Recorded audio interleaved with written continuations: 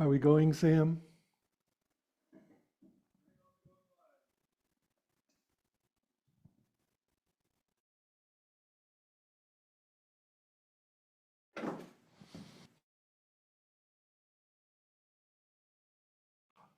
It was on loan for several years and then got unloaned. But we do have a new one on the way, a totally different, but actually incredibly cool art piece. So it went back home.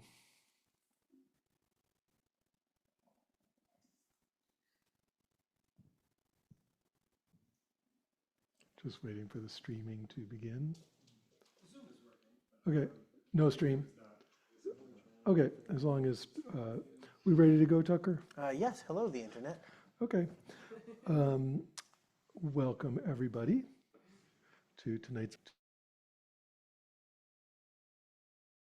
and you, Sanity and Sainthood. Let's begin with just like a minute of silent meditation together, unguided.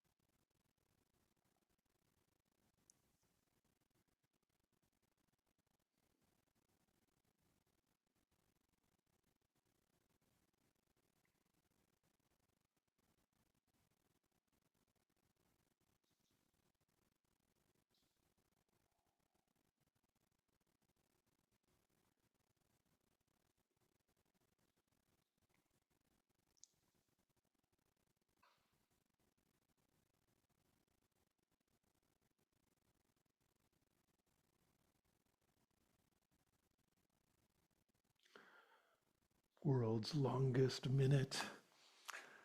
Let's end that there. So how long have I known you, Tucker? 18, seven years. Yeah, like 7 years. So I'm sure my good friend, Dr. Tucker Peck, needs no introduction. But of course, besides being a psychologist, You can tell. as you can tell, the We have both sold out rooms before and assuredly will again. especially given this evidence, you could hear the screaming crowds. In any case, this book came out like 2 months ago. February. Oh, wow, okay, well, much longer than that ago, and was an immediate, gigantic, massive hit on Amazon. Number one, right? So that's a big deal, and it's an easy read. The low numbers are good. And so what I'd like to suggest is that we have Tucker read a little bit of the book, which will be interesting, author reading, and then he and I will talk for a while, and then after that, we'll open up the floor for questions. Okay? Who's read this book already? Oh, cool. Okay. So the book is written in two voices. The format of the book Only is, two of the people inside were. basically the format of the book is that I'm being interviewed by an interviewer who doesn't like me and doesn't like the book. So what's this book about anyways, Tucker? What a great opening question. It's intensive meditation and how different the results are from what they're generally told will happen. Both modern teachers and ancient Buddhist texts will tell you that with sufficient meditation practice, you will become enlightened. Once this happens, your psychological issues will feel just the way you want to feel all the time. This is a totally wrong definition of enlightenment, at least in terms of what's possible for any of the thousands of people I've spoken to as a meditation practitioner, teacher, and clinical psychologist. Instead, I define enlightenment as a state in which both objects of consciousness and states of consciousness continue their constant fluctuation.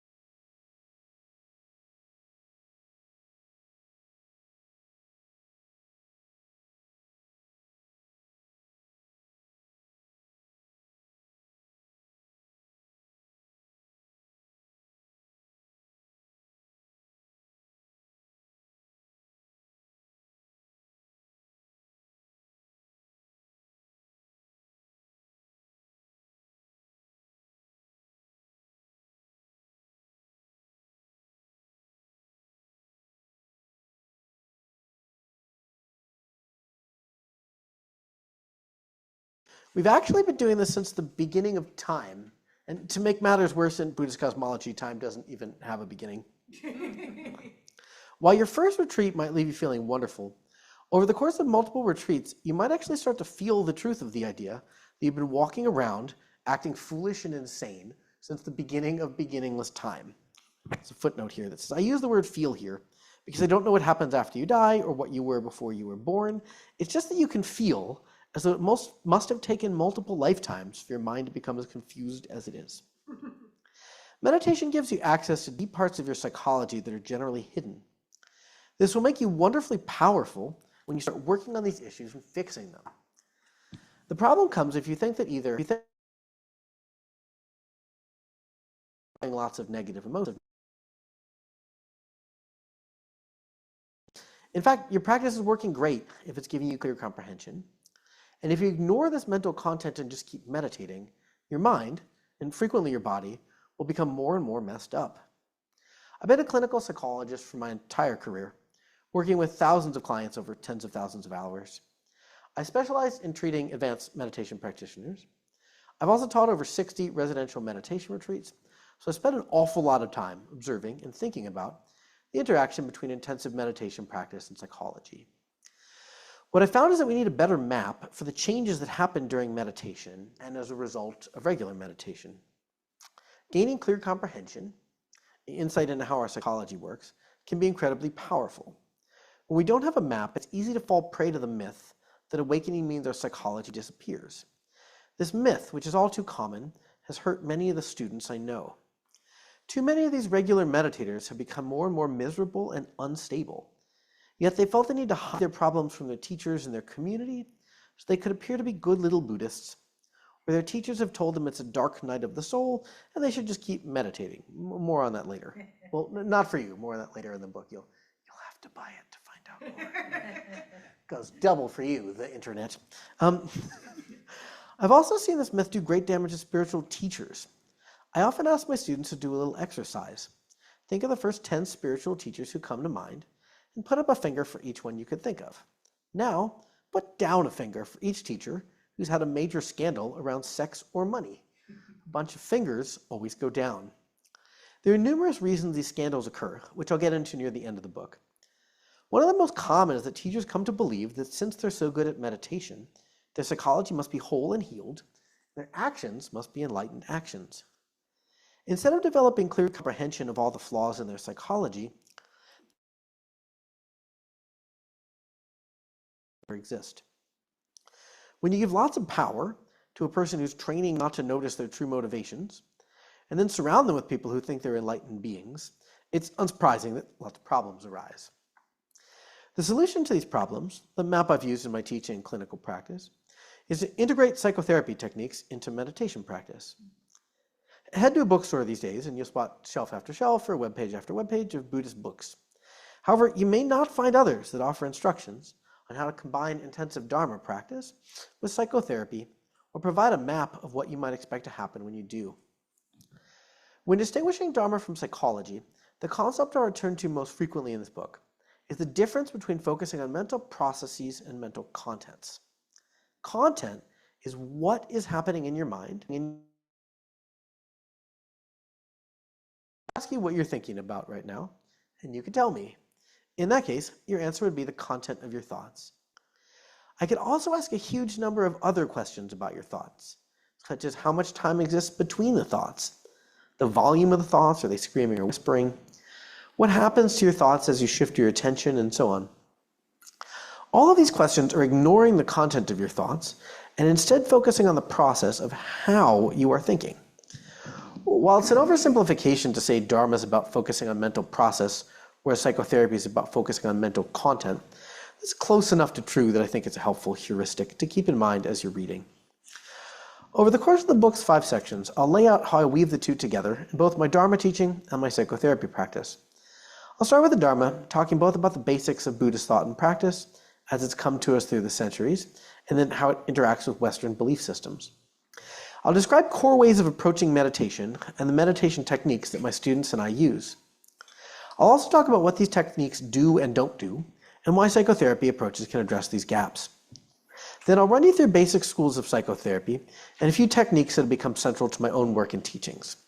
And I'll circle around one of the key focal points of both approaches, the ego, what it's good for and how it can really make us miserable. I'll also talk about how to tap into our physical sensations during meditation to bring awareness to all the painful emotions and memories that our ego is both suppressing and reacting to. The last 2 sections of the book then lay out a path forward, healthy ways to approach meditation, the Dharma, and psychotherapy, blasting through myths, avoiding unhealthy behaviors and even unhealthier teachers, and finding the true gifts that regular sustained meditation practice, complemented by therapy at the right times, can bring into our lives. I've still only got a vague sense of what this has to do with sanity, and not even a guess about sainthood. You should probably tell the readers about that. Sanity, the goal of psychotherapy, is the state or trait in which your emotions are generally reactive to the outside situation. If your life's pretty good most of the time, then a sane person would feel pretty happy most of the time. Insanity, in this sense, would be the nearly ubiquitous situation in which your emotions respond to internal sensations that have little to no grounding in the outside world. For instance, someone might give you negative feedback on your actions, and when you hear something like, "You are a bad person," and then you slink off feeling like a bad person.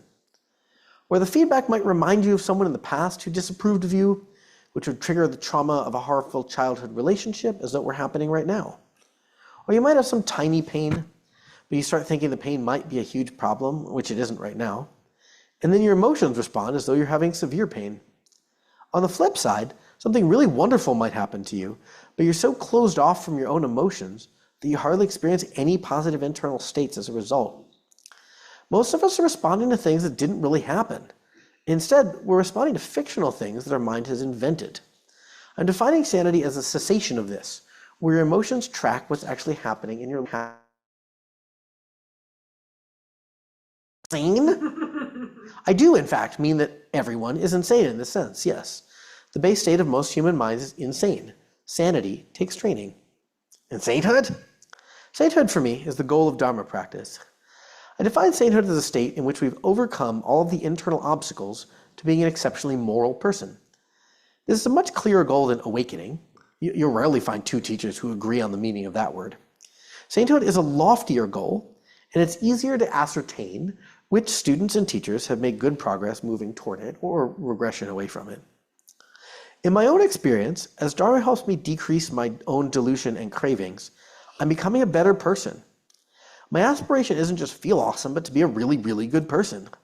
This is why I think of sainthood as the goal, not just a happy, imperturbable mind, or lasting alteration in the sense of self, or any of the more common definitions of awakening we come across. Well, I guess I'd read a book about sanity and sainthood. Okay, great. One question though. Who are you? I'm an alter ego you've invented to help you write this book. It's a pretty trite rhetorical gimmick, especially if it's supposed to be a spiritual book, but I'll do my best. Okay, thanks. Do you have a useful question then? Sure. If you're writing this book, are you some kind of saint?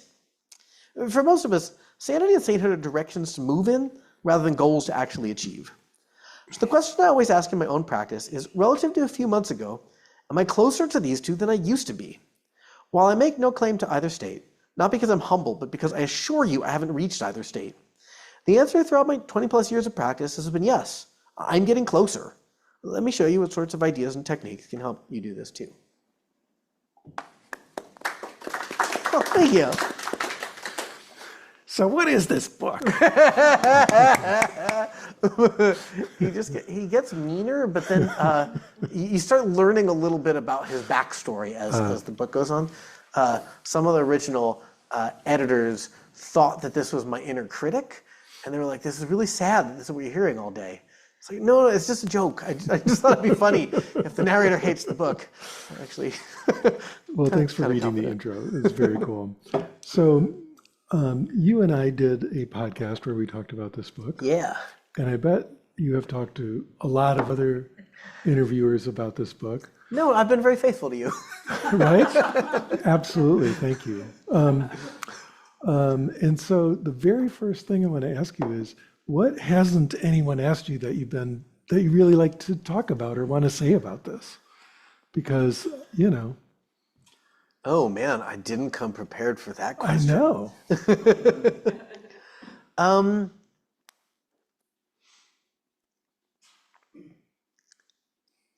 That one's freezing me up. I've gotten a lot of questions about the book over the last 5 months.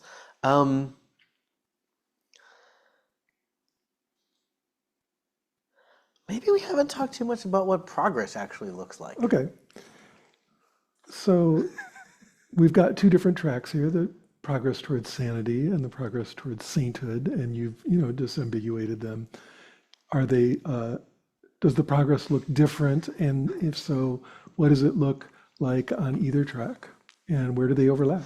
Yeah, so they should overlap, right? In that both of these goals involve looking into your mind clearly enough to remove the obstacles.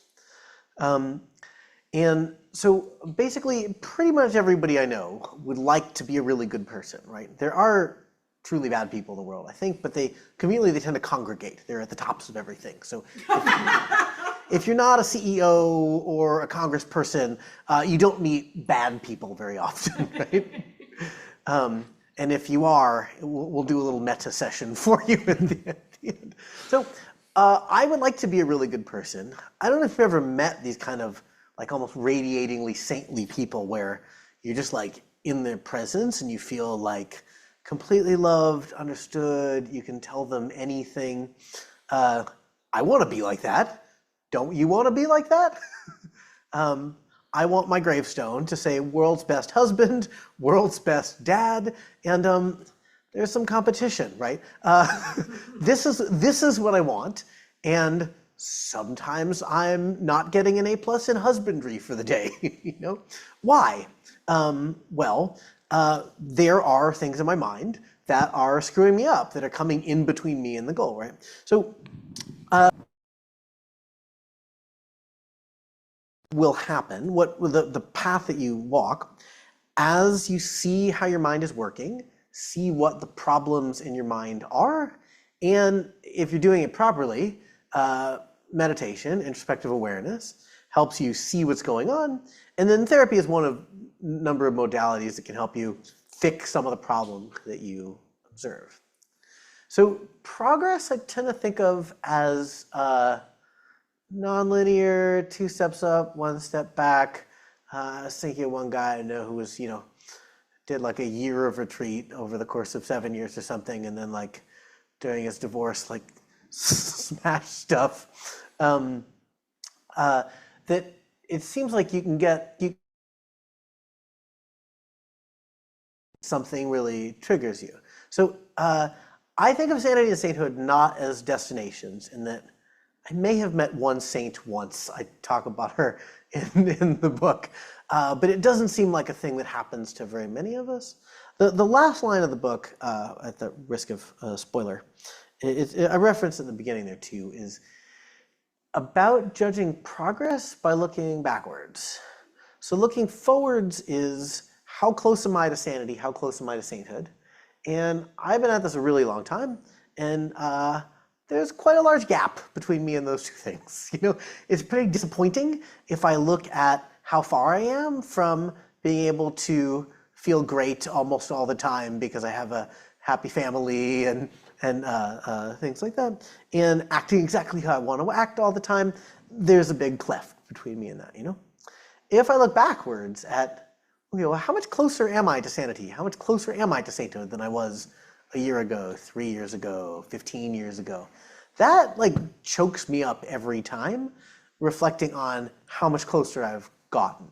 So this is how I always think of progress towards these things as, yeah, I don't know if they're real goals, but like things for me and the people around me get better the closer I get. And so, I keep going, introspecting, and when the introspection brings up a big problem, seeing what I can do about it. And do you feel like people in general are very good at gauging their own progress? And what can we all do about that? Yeah, a great way to gauge your progress, get married and ask that person. And yeah, if you're not in an intimate relationship, I many years ago went to Dharamsala to these teachings with the Dalai Lama, and there was this big sign over the village in English that said, "If you think you're enlightened, go visit your parents." If the best marker of your progress is probably asking the people around you how your progress is going. Part of why I like the idea of sanity and sainthood as the goal is, at least in the Dharma world that I've been in, the goal is often talked about as some entirely invisible shift in perceptual experience. That if you don't feel like you have a sense of self, or you don't feel like there's duality, you get an A+ in your meditation. And that just seems to me like both a pretty low bar, like, okay, you say you don't have a sense of self, like fist pound, good for you. It seems like a pretty, like a good start. It seems like a good start. But I like setting the bar higher. I also like keeping the bar more visible, right? If you are becoming sane and saintly, the people around you should know that. Whereas if you're just warping your perceptual experience, that's pretty invisible. It's easy to claim you're also at meditation that way. So my two thoughts would be to ask people around you and to make sure that you're doing maybe quarterly or semi-annual check-ins. I think the biggest obstacle to progress, to seeing your own progress, is this thing where you're looking at how vast the difference is between you and these goals, right? If I try to think of like times I've been really upset in the last month or two, it's not hard to think of those. And it can feel in the moment when you're really upset, like, God, I've been meditating for 20 years. I've been on 35 long retreats, and I'm flipping my shit right now. Not at anybody. I don't do that. But like, I'm really upset. Why did I spend all this time? To look backwards, it's easy to adjust the baseline and then forget that you've adjusted the baseline. Yeah. It's really interesting. Do you feel like the Dharma scenes that you've been around, not just ones that you've created, but ones you were in, were good incubators of that kind of feedback? No. The kind of feedback on just clear, hey, external, you are acting like a dick right now kind of feedback rather than no. I think I was talking about this. I think I was talking about some of this the last interview that we did. The Sangha is supposed to be a community, meaning like you're supposed to really know the people in the Sangha. If somebody doesn't show up this week, you're supposed to notice that they're not there. And the one that I run in the city, I really try to like just hammer this point home. Like, you have to come like almost every Monday. That's what a Sangha means. But American Sanghas are American communities, and American communities are really loose, right? We have taken this concept of freedom and run to a like misery-inducing extreme of it that no one in the history of the world had ever been foolish enough to consider before.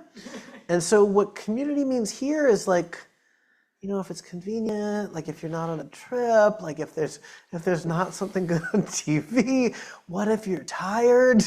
The idea of like community as commitment is really hard to come by here. And without community as commitment, it's hard to get feedback. Like the people in your Sangha aren't seeing you regularly, they're not seeing you at your best and your worst. And so, no, I think that the Sanghas that I've been in largely haven't been very good at that, but there's a cultural headwind that they're running into that, like, unless you're forming a cult, it's hard to get people to care about each other more than they care about freedom. Probably that like strikes a chord in everybody's heart where you're like, yeah, I want to care about my Sangha more than I care about freedom. But when it's time to go to your Sangha this week, see how much that heartstring, pulls you after a long day at work or whatever it was. So no, I do think it's challenging that way. I've had teachers who were like individually good at that, where I had a few teachers where I would study with them a lot and see them a lot. Those communities are really hard to build here. And so what external structure you pointed to, your one-on-one relationship, although, it seems like that could be just as poor of a feedback system in some ways, especially if you're in conflict with the person and stuff like that. So what do you find is there any other external structure or outside feedback or anything that can help? So I think this is also related to the degradation of community structures, that my theory of self-esteem is supposed to come from the tribe. And nowadays, most of us don't have tribes. And so we go to one of two extremes, the like TikTok version of like, I don't care what anybody thinks, I'm gonna do me, get out of my way world, like a sexy version of sociopathy. And then the opposite extreme, which I think probably most of us here would fall more to, which is the way that you can tell whether you're a good person, is to ask absolutely everyone you interact with, subtly, hey, do you like me? And then disregard most of the yeses and take the nos. So I think that we have a tendency to ask way too many people, implicitly ask their opinion on whether we are good. So it's true, like if your spouse is mad at you, all things being equal, it's as likely to be their problem as your problem, right? If a bunch of people on Twitter say you're an asshole, that doesn't matter, right? If like your husband, your mom, your kid, and your cat all seem to want to get away from you, that's bad, right? And so I guess I would think, that the feedback of how you're doing shouldn't come from one person. But even if we don't have tribes in the same way, you can kind of pick a tribe. Like, who are the 5 most important people in your life? Where like, if 2 to 3 of them say you're an asshole, it's clear that you are and need to do something differently. And if 2 to 3 of them were like, oh my God, don't stop going to those meditation retreats, you were such an asshole, and now you're not, then you got to keep going on the retreats. Okay, so here you are, here one is, and one's cat and one's partner and one's community are like, you're an asshole. What's the prescription here? What do you do about it?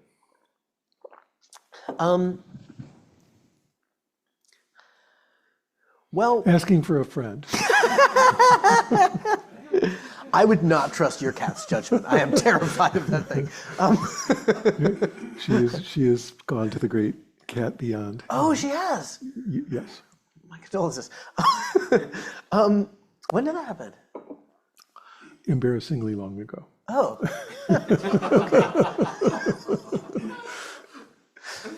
Anyways, what were we talking about? So the question is, what do you do when you're getting negative social feedback? Since we've determined that's a great feedback mechanism, then what do you do about it?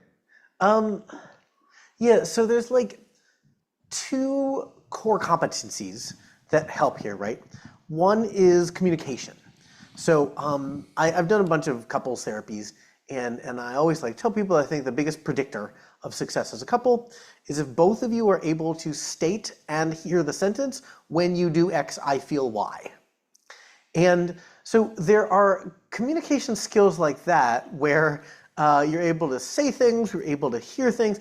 And if, I mean, well, your cat can't really give you feedback, but like if your best friend and your grandma and your wife can all give you feedback that you can listen to, that's a pretty good start. If not, there are like lots of ways to learn communication, right? So the therapist will teach communication. There's lots of courses you can take online and IRL. I guess I should pitch. I teach a course on motivational interviewing. There are 3 spots left. It starts in September. What else can I sell? And then the other core competency is introspective awareness. So this is what we get from meditation, the ability to look inside and know what's there. I often say this, that most of my therapy career has been working with advanced meditators. I always keep about 20% of my caseload just randos who found me on the internet, because it is so much easier to work with advanced meditators as clients. They come in and they say, yeah, I'm really angry all the time. And you're like, okay, well, tell me about the anger. And they can do that, right? If you don't have the ability to see what's going on in your mind, that is a really severe handicap to making any changes in your behavior, right?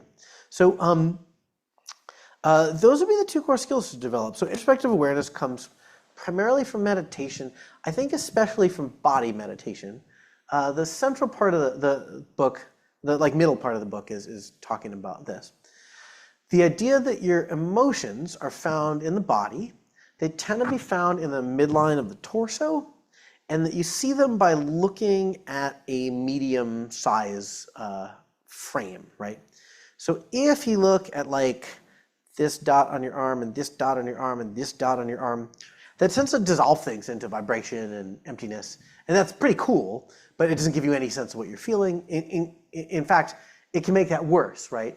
If the main skill you have when you're feeling angry is to dissolve it into little pinpricks in your body, you're probably going to yell at somebody, right?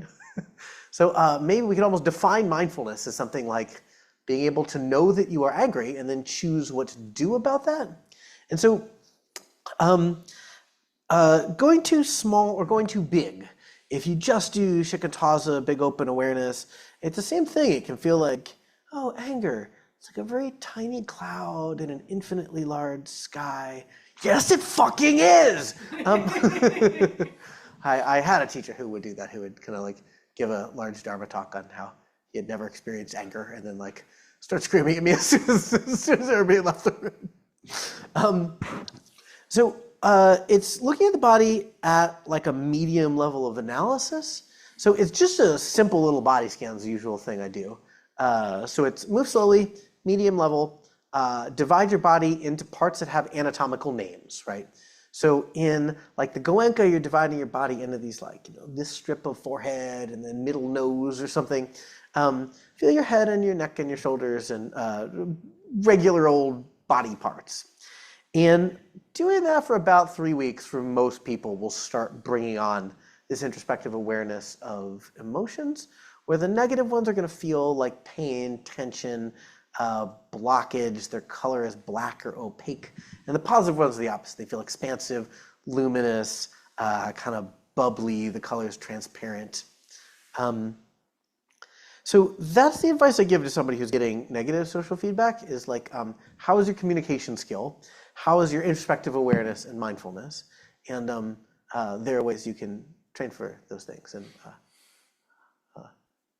I can sell them to you. Yes, both of those things. So you mentioned motivational interviewing. What other communication skills, methods do you find work? Yeah, I always start my motivational interviewing class. Has anybody taken that? Oh yeah, cool. I always start it by saying I have 2 religions, Theravada Buddhism and motivational interviewing, and it's not really a joke. There are other systems like the NVC, nonviolent communication. There's an older one, NLP, neuro-linguistic programming, but they center around the same sorts of themes, which is most of us are inherently not good at listening. One of the main things a therapist does in the session is just listen. And like in San Francisco, they can charge $400 an hour and people will pay it because listening is that rare of a skill, right? So those are three models I know, but the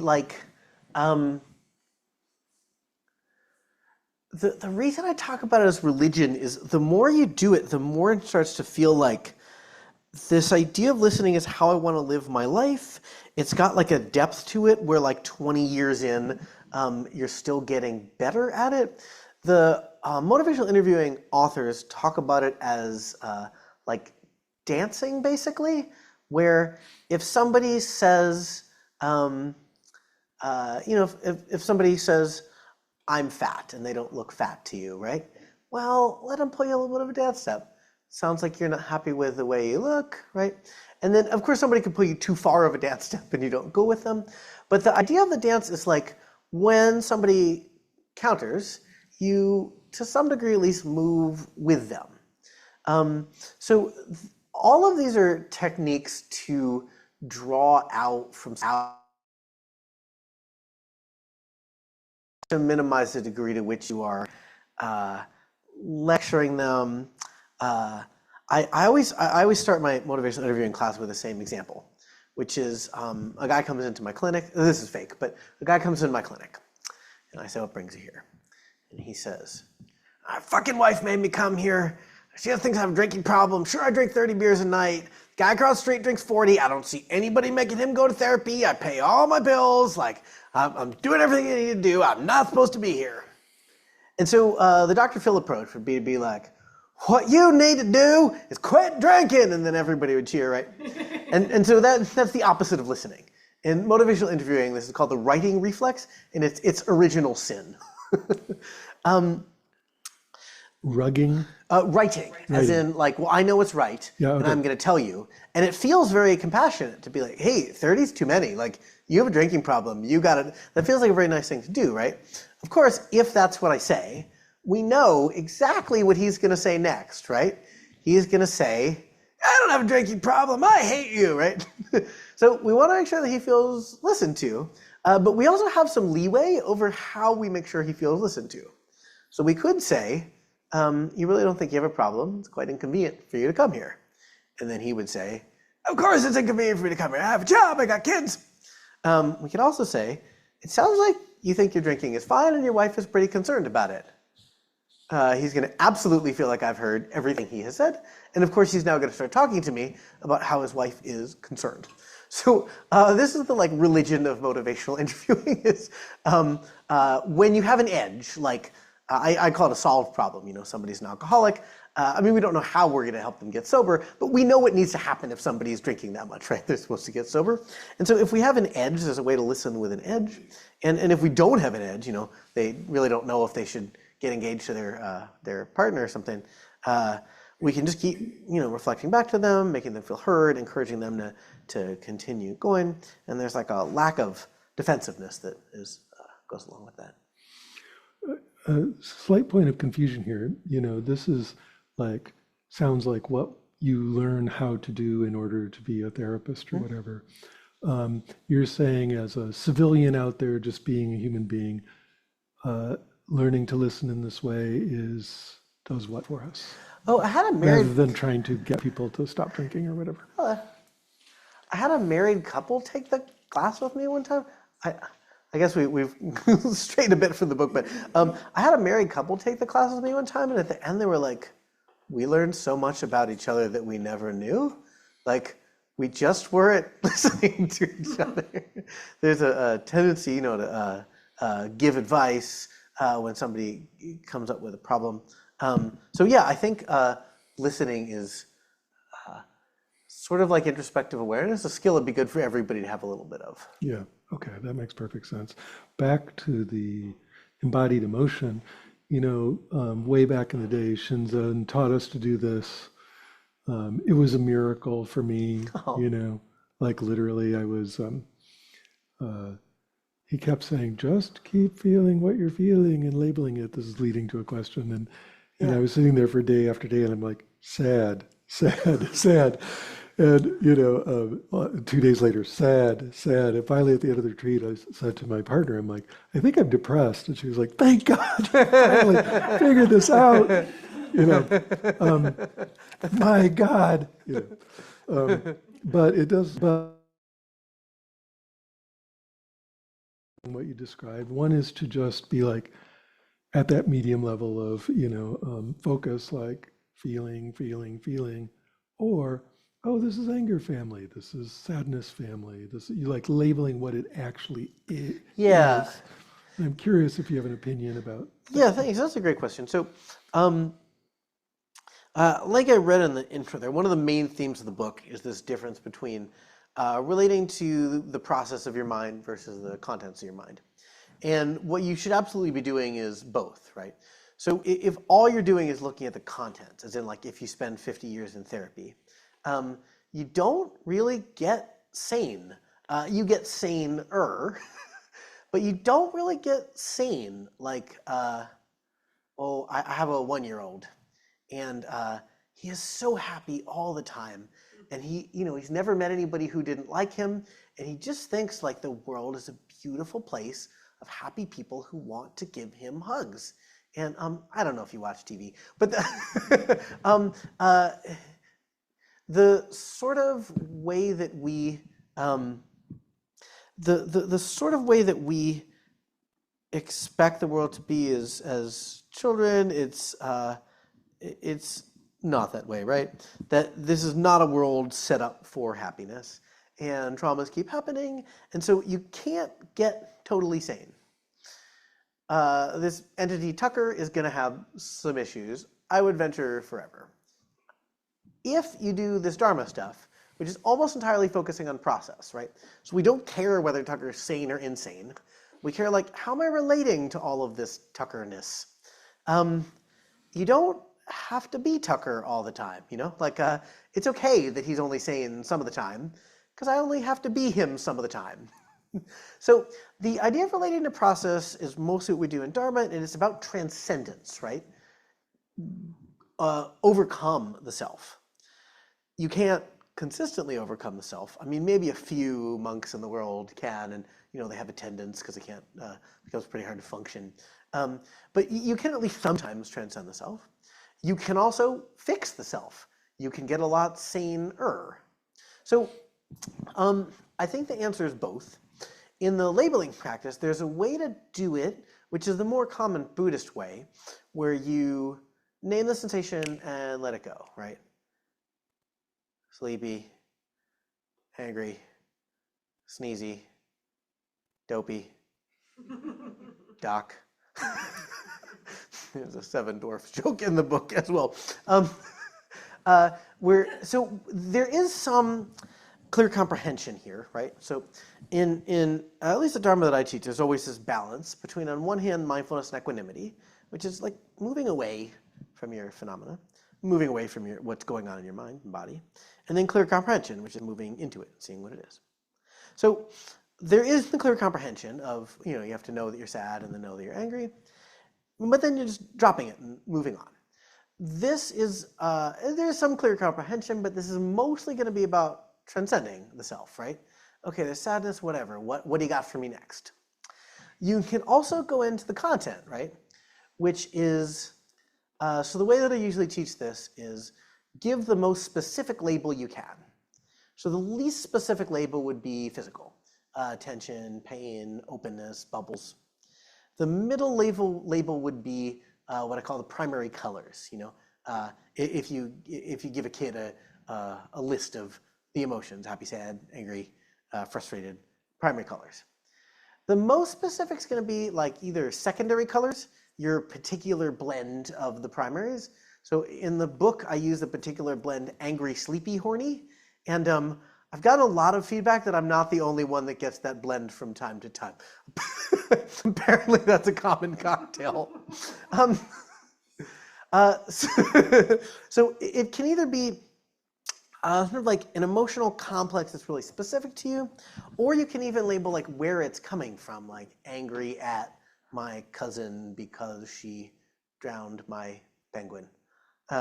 Something like that. And so if what you're going for is the most specific, like what exactly am I feeling and what am I feeling it about, this is the direction of like fleshing out content, getting to know the self better versus getting to transcend the self.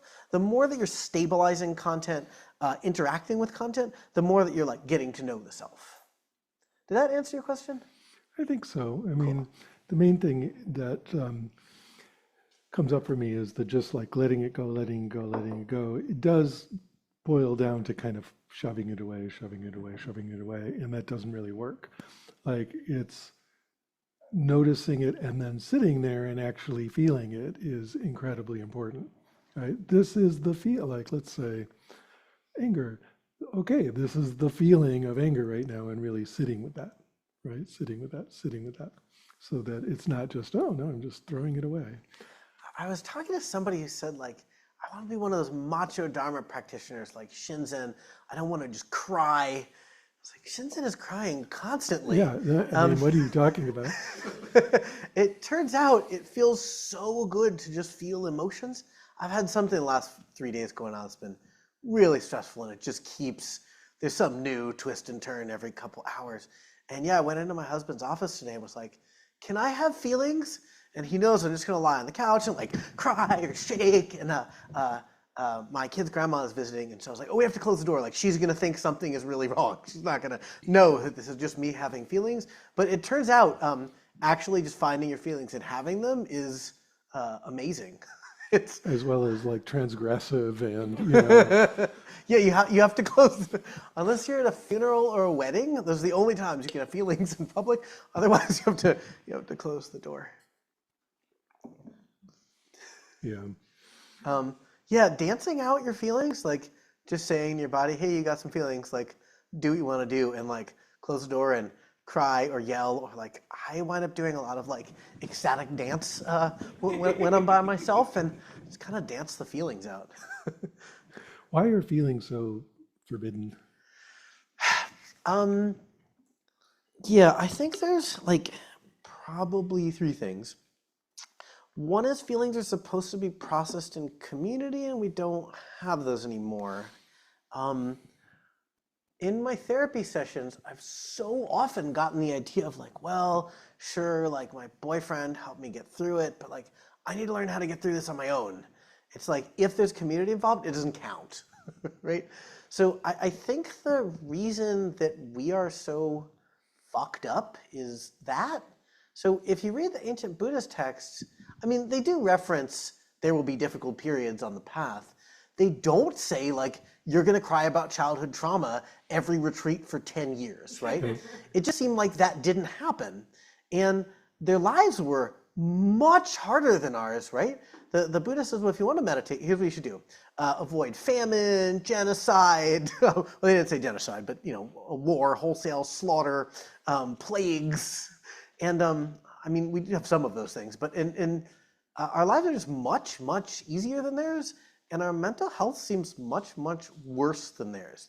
So I think this is one issue, is like our emotions are really big and stuck, and there's just not like, it takes way more to let them out than like the average friend can do in conversation. The other reason I think they're forbidden is they're quite wild, right? So by adolescence, most of us have learned two facts about emotions. They're really wild. A very small thing can happen and you can get really upset. You can see somebody and they look cute and you think like all happiness is going to be union with this person for like an hour and a half, and then you're like, they're not cute anymore. I don't know what I was thinking. I didn't like them. So they make you nuts. And basically everybody has learned that they are socially unacceptable by childhood. I think it's probably worse for men that you get called homophobic slurs if you have emotions in public. The phrase "be a man" is largely a synonym for "do not express emotion."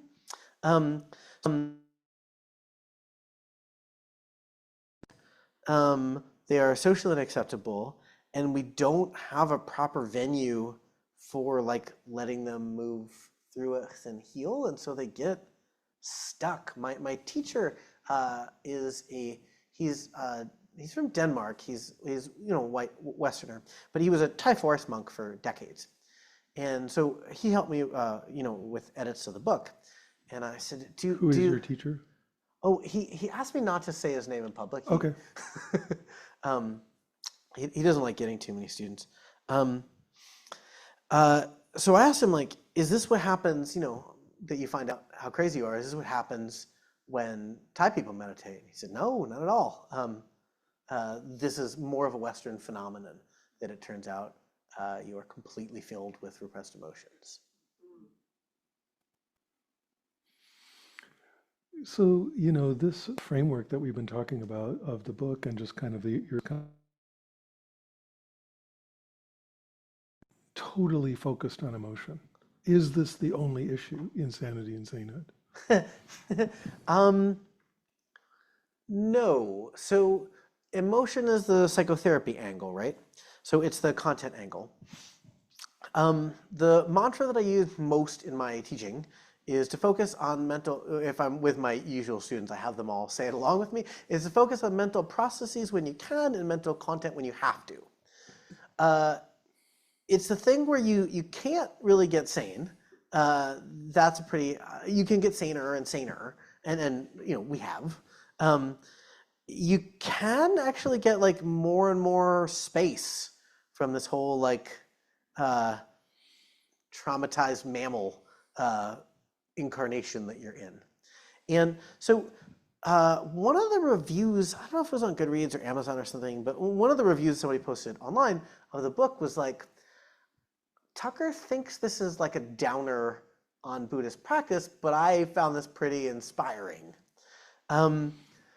The idea is actually like, if all things are equal in this moment, and you can like learn your emotions and feel them and get deep into them, or ignore them and let them go, you should do the second one. If you're dealing with content, you're going to have to deal with this problem and that one and this one. And most of us have had lots of problems throughout our lives, including many things that don't look to the outside world like a problem, but have really warped our personalities. And it's like shoveling during the snow, right? Like we continue to have problems. And so the path of looking at the content, you have to deal with each problem separately, and there's a lot of problems. The analogy I use in the book is that trying to heal your emotions is like draining a pond with a bucket. It really does get lower over time, but like very slowly. It's hard to tell how deep the pond is. The path of like, just get used to living next to a stinky pond, It's not so bad. Just put some mindfulness between you and the stench and enjoy your day. Emotions part is more important, but among the kind of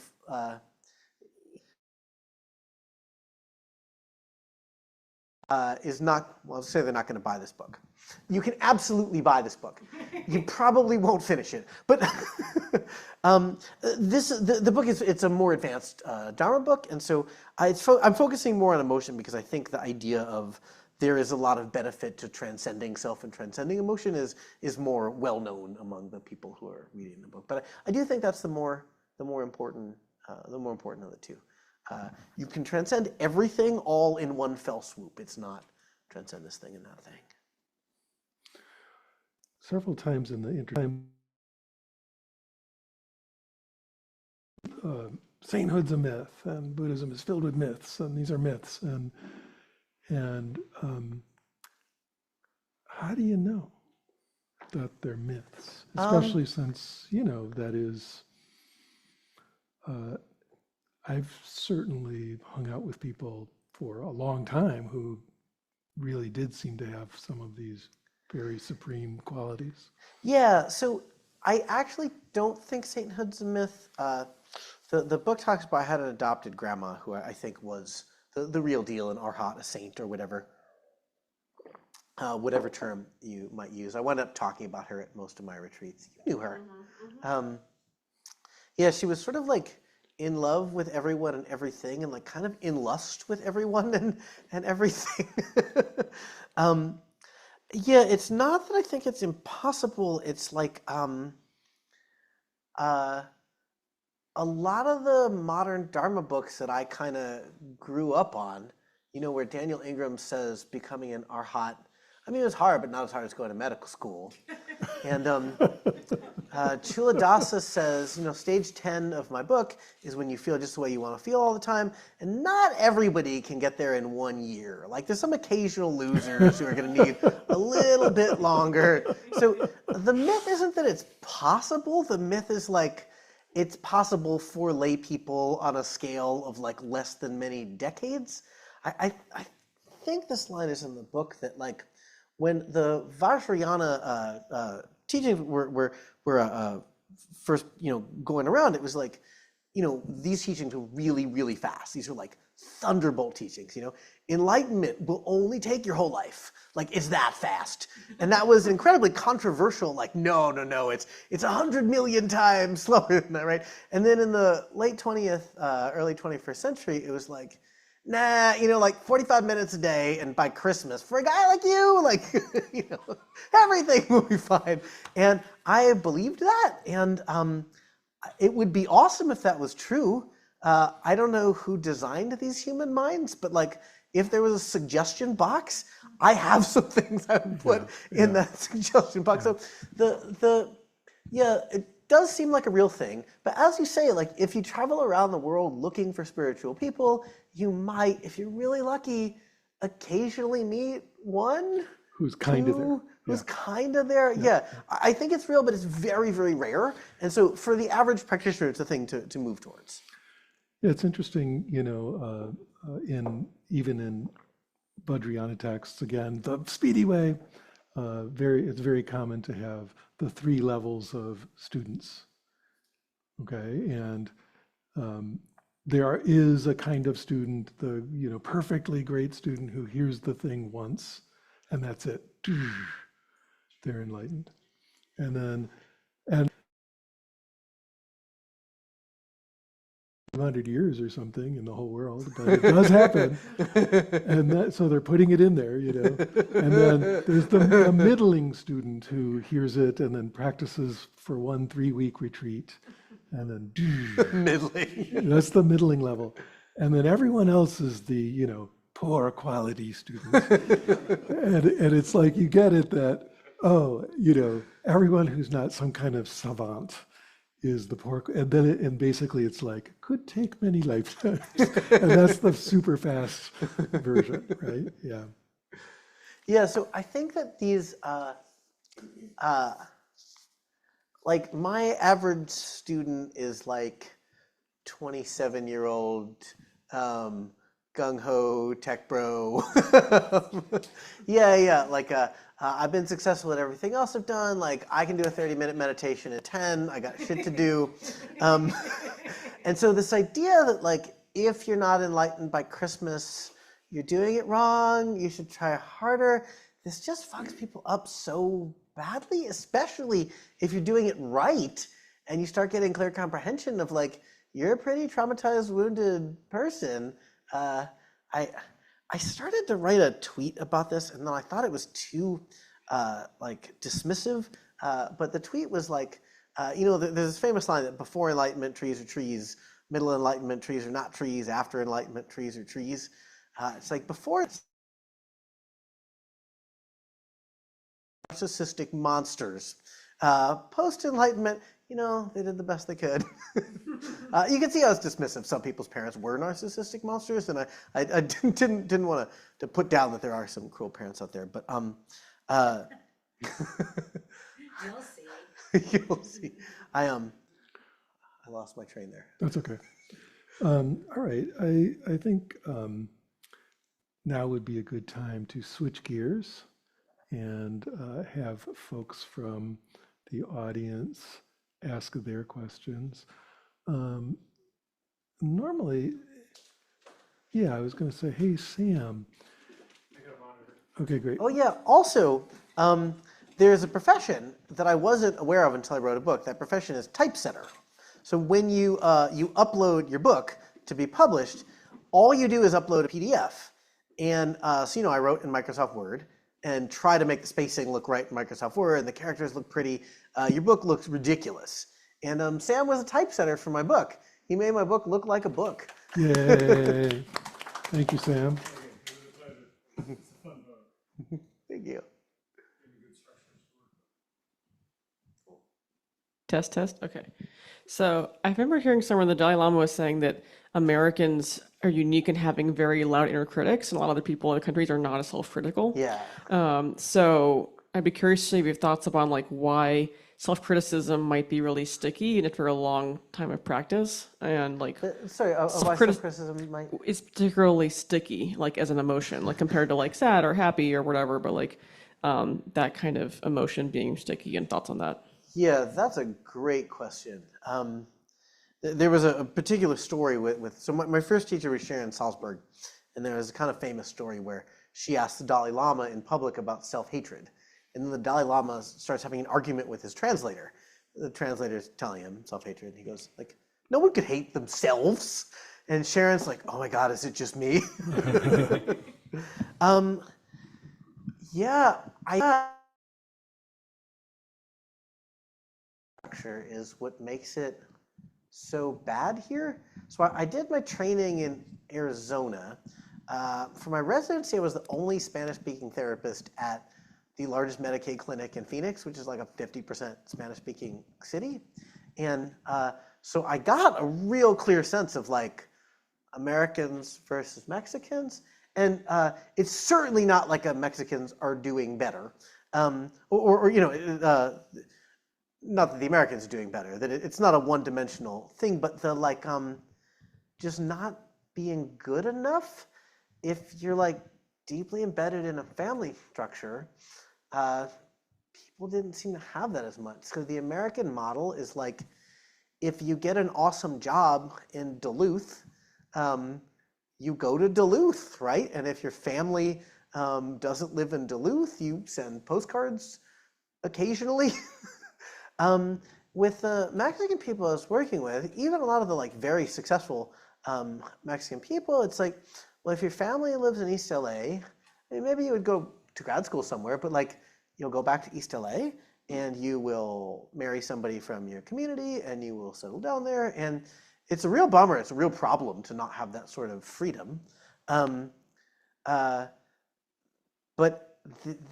Yeah, people that came from tribes and tight-knit families, that just like didn't seem to be this lack of self-love. I think the idea that your model of what is normal psychology and your model of what is love is entirely two flawed, generally very busy people. I think that's just like a pretty rough model. A lot of pressure on.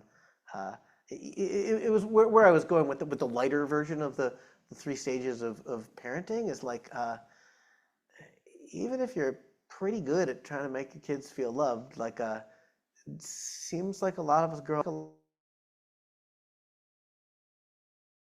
That's where it comes from. There's a lot of things that help make it better. The analogy that I use in the book, there's this plant in the Arizona desert called a cholla. And it's like a big ball of spikes, and the spikes go in every direction. And they have microscopic barbs on them. So if you get bitten by a cholla, which I think I've been bitten by a cholla like 5 times, I've not been sufficiently careful, any direction that you try to pull the bulb is like the wrong direction for some other spike, right? There's like too many roots in too many places, and it's really hard to remove. Some of these deep psychological complexes feel that way to me. They're like in so many areas of your mind that trying to just, label it, note it, dissolve it. If you're like pulling this root the right direction, you're pulling this root the wrong direction. So when I work with people on this, and particularly with Americans, anybody who stays in therapy long enough, this will be the topic that we get to. Yeah, I'm trying to come in from a lot of different angles. So, of course, the mindful angle of like, and it's just noise, like I'll have people try to do it in funny voices. This feels darker now, but I used to have people try to pretend it's a Trump tweet. Terrible Tucker failing again. #sad. That if you try, because if you picture somebody, I do have somebody actually trolling me on Twitter right now, that if you picture this just being like random internet criticism, it's kind of funny, right? The things it says are pretty repetitive and not very creative. So the mindful angle is helpful. The cognitive behavioral angle of knowing truth from fiction is, if there's one thing I could give everybody in the world, it would be like 2 sessions of cognitive behavioral therapy. I think it levels off pretty quickly. At some point, you're like, okay, I know that my thoughts are wrong, but I feel like they're right. And then you get stuck with what CBT has to offer. So yeah, like learning truth from fiction, trying to have a different relationship to it, like trying to have a sense of humor about it. And then trying to treat it like in the internal family systems, like sort of the trendiest therapy model right now. It's Gestalt therapy, except they added, I guess, nothing. They removed the second chair. People just keep repackaging the same thing with a new name, and then it's much more trendy. So working with your mind and treating the inner critic like a person and doing therapy on the inner critic, like, oh, it seems like you really hate Catherine. Like, why do you hate her so much? It's like, well, like she'll be even more terrible if I stop telling her how terrible she is. Well, have you ever seen somebody who gets told they're terrible all the time? Like, what do they look like? Do they look like they're doing great? That you actually like working with the voices, seeing what their motivations are, seeing if you can get them to basically take their side. When you work with the parts, they always, I think this is in the book, the parts that you work with in therapy, they always have 3 things in common. They're always trying to help, right? When the inner critic says, look, I tell you I hate you all the time because you really do suck and I don't want you to suck even more. It's like, okay, well, you're trying to help. They are not very smart. They have no idea what will and won't help. And they don't receive any feedback. So the same thing fails 100,000 times and they just like, it's time 100,001. They're like, there's only one solution. We have to try it. Right? So trying to work with these parts and basically point out to them that they are not achieving their goals. And try, okay, if what you want is for me to be better, I have some information about what makes people better. Is it okay if we go over this? So these are some of the angles that I'll use trying to reduce the inner critic, but it tends to take all of the angles because it's so sticky for most of us.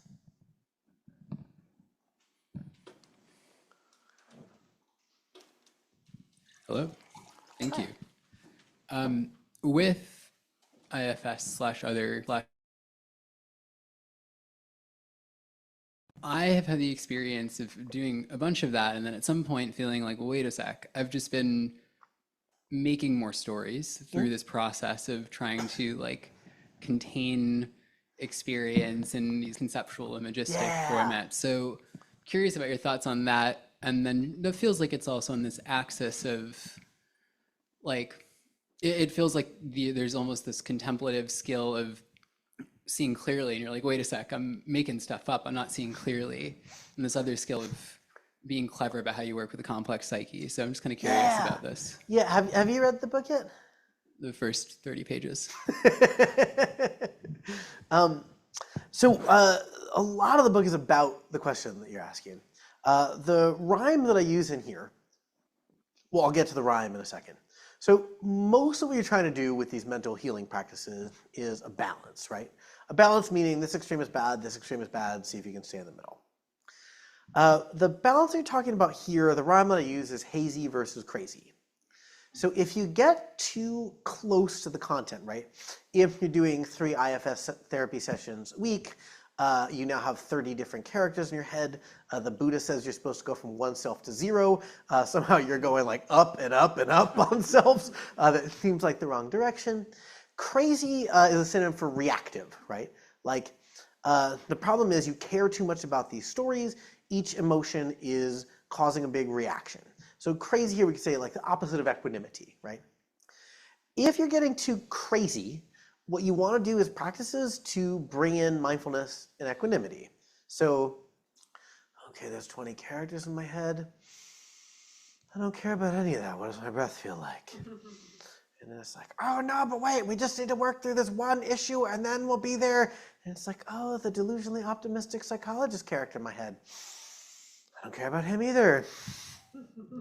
And then, so crazy is the extreme that's pretty easy to see. Like, it feels terrible. Hazy is harder to see. The story Michael was telling earlier about like being depressed and having no idea, right? If you're too far from your emotions, that can be hard to tell.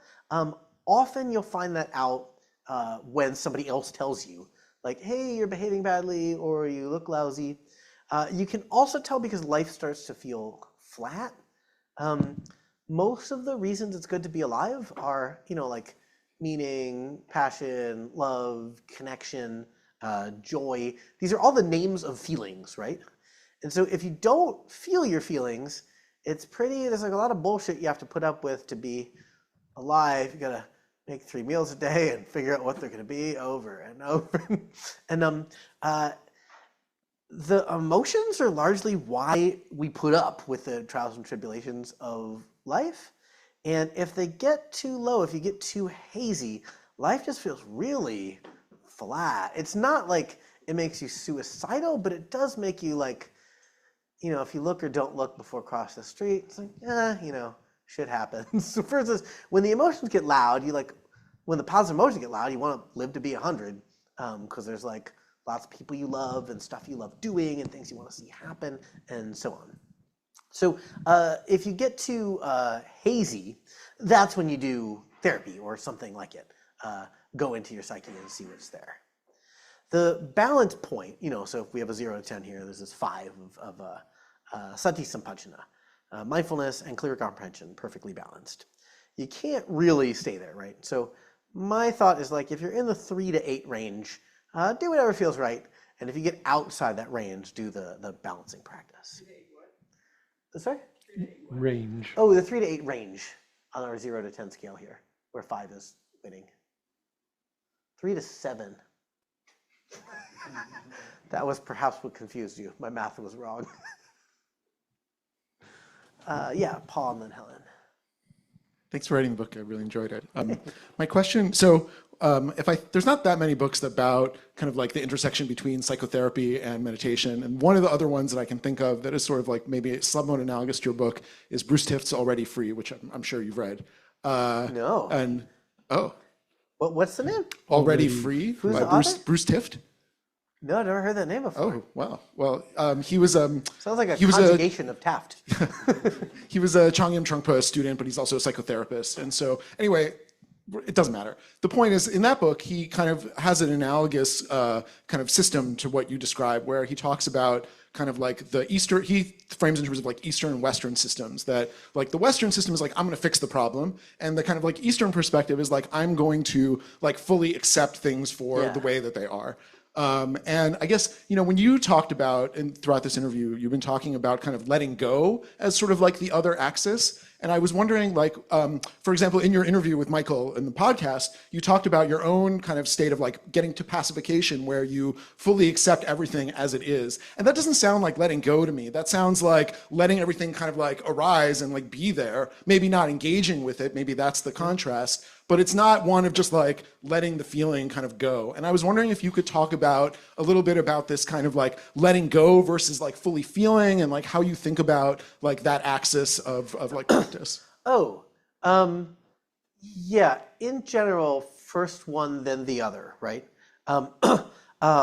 Feel fully first, let go second is probably the way I think about it. A lot of these complexes don't have very deep roots, right? So probably most people have been on retreat here. Who's been on a meditation retreat? Okay, yeah, I thought I'd get a lot of hands. So it's a pretty common experience where you go out on the retreat and there's like, some bullshit happening in your week and you're just like, oh, that thing. And then it just sort of like, God, I don't know why I ever cared about that thing, That a lot of the emotions going through your head or the content going through your head day to day isn't very deep rooted. It's not very important. And so one of the mantras I use in the book is most of your problems will go away if you skillfully ignore them, where the adverbs are the important words in that sentence. The adverbs being most and skillfully. So what I would suggest is like actually start out with see if you can let stuff go. A lot of it you're just like, oh, the story I have in here is there's some professor in my grad school who hated me. And I was in grad school and I went on a retreat and was just thinking about him and thinking about him. And I was like, oh, wait, I don't really care if he likes me. You know, God. And, you know, you could waste a lot of therapy time talking about the professor. I think I'm kind of the rare therapist where I try to kick people out. I have gold stars in a cabinet in my office. And if you're doing good enough, you get a gold star and you go home. And so I often have to train people out of therapy is a thing you do every week where you go talk about the problem of the week. Because then you just sort of build a story, right? So try to let it go. If you can't, that's when you go into the feel it fully, right? So process when you can, content when you have to. The other side of feel it fully, depending on how deep the complex is, may be crying every day for 18 months, you know, or longer. Feel it fully can take a really, really long time, depending on the depth of the complex. But the attitude you have while feeling it fully is like, as soon as I'm able to just relate to this with mindfulness and equanimity, I am ready to. And that's how you might spend day after day on retreat crying about the same thing without sinking too much into the story. It's like, I'll feel this as long as I need to, and not 1 second longer. Helen's next.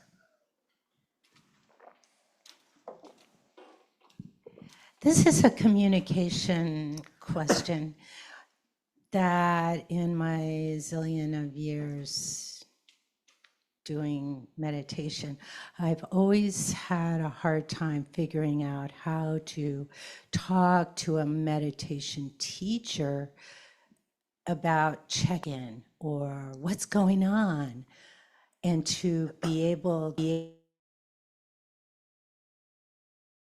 kind of therapeutic question. So I inevitably kind of make the conversation kind of neutral. And really, I want to know more about you than let you know about me. And I don't really know what is useful in terms of having that 10-minute conversation. Is that a question that you've ever encountered before? Yeah. I think the right answer is to go with what feels hot or alive in the moment. One thing I very often hear when people come in to do interviews with me is they'll be like, look, I've done this 400 times in my head already. I don't even need to be here. That there's like too much preparation for the interview. If what's like alive for you in the moment of the interview is therapeutic content stuff, that should be okay. If that's the thing that keeps coming up for you and you're like, if that's the thing that keeps coming up for you, that's the thing to talk about. Even in a meditation context? Yeah, so like the teacher, I mean, if you have a skilled teacher, will know the direction to take you in, right? So sometimes the direction's going to be like, hey, okay, fine. So you've got this story. Like, where do you feel the story in your body? Can you relate to this differently? Sometimes it's going to be like, go deeper into the story. I had a woman do a short retreat with me. She's just like a young, healthy woman, just like in pain the whole time. And it was getting worse and worse, and we're about to leave. Like, oh, she's going to hate meditation. It's like, I wonder if I can make her cry.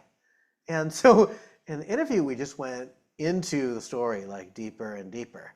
And then she starts, you know, it all starts coming out. I'm just like, there's a crying closet across the hall. Like, go sit in there until you feel like you've gotten it out. Come on back in, no rush. It's like, oh my God, all the pain is gone. You've like totally changed my life. Thank you so much. So the teacher ought to be able to get a sense of like how you should be relating to the content. That's their role, is to take what you give them and shape it. I think your role is to be brutally honest about what's happening for you right now? I know you're mostly the interviewer here, but you could certainly give a counterpoint if you had one. Yeah, I think in this case, just coming in either with what's most salient or just the most kind of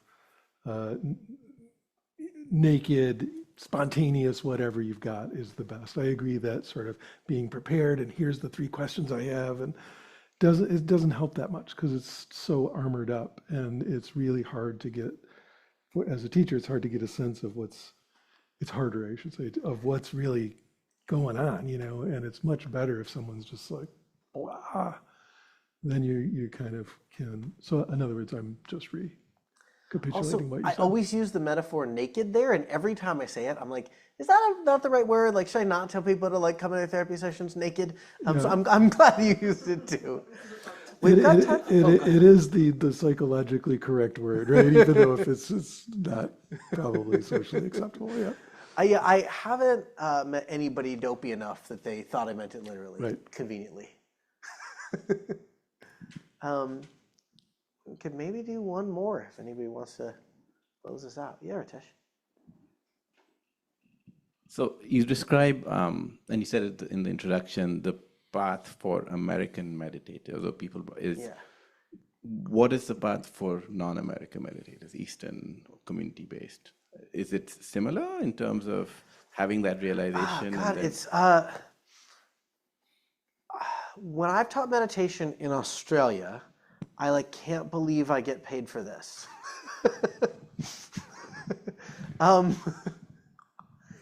Yeah, it just seems a lot easier. It's like the American mind feels like a very, very clogged bathtub, and you pull something out and the water's barely moving because there's 4,000 other clogs in there. Yeah, the first time I taught a retreat in Australia, people come into the interviews and I used to be able to do an Australian accent, but it's probably going to come out really bad right now. They'd be like, yeah, I was trying to focus on my breath, and I could get it sometimes, and I couldn't get it other times. What do you think I should do about it? And, and I'd be like, huh? You want to talk about meditation? That's weird. Yeah, it seems like if you don't have a mind filled with stopped up emotions, you can just sort of follow the meditative directions. I don't mean to uniquely single out Americans. I don't want to name the country, but there's one small European country where I taught a retreat that had the worst mental health of anywhere that I have been in there. They're reputed to have quite good mental health. Maybe it's some subset of the ones of them that want to go on retreats. It's not like a uniquely American problem, of course. Rates of severe mental illness, the percent of people that are schizophrenic, throw a dart at a map, that percent is going to be about the same number. But our emotions here don't have anywhere to go. That you have to pay what's a monthly salary in many countries in the world per hour to talk to somebody about feelings. I mean, certainly as a psychologist, there are types of feelings it's really hard to talk to your friends about, and I don't mean to denigrate my profession, but some of what I do at work is not something that requires a doctorate. It's just listening and letting people get their feelings out because we don't really have a good way to do that. Yeah, that does seem like a particularly bad problem here. All right. All right. So thank you, Tucker. So again, especially for those folks out there in the camera world, we've got this book, Sanity and Sainthood by Tucker Peck, and it's a fabulous book. Check it out. Okay. So Amazon's the usual place to buy it. I got to talk in the microphone for the internet. You do. Sorry, I was talking to the internet people. So you can buy it on Amazon. That is unfortunately the best place to get the ebook. In the United States, you can buy the paperback without going to Amazon. It is actually cheaper to do it that way, even when you pay for shipping. If you do the bit.ly/Sanity and Sainthood, you got to capitalize the S's. bit.ly/sanity and sainthood. You can get it directly from the distributor, which is cheaper to you and sends less money to the Amazon Corporation. Great. And for those of you who were awesome enough to come out IRL, and will we be having like tea and crumpets out there, or what's anything happening after? Neither do I. I mean, anyway, you're welcome to hang out for a little while and chat. So thank you so much.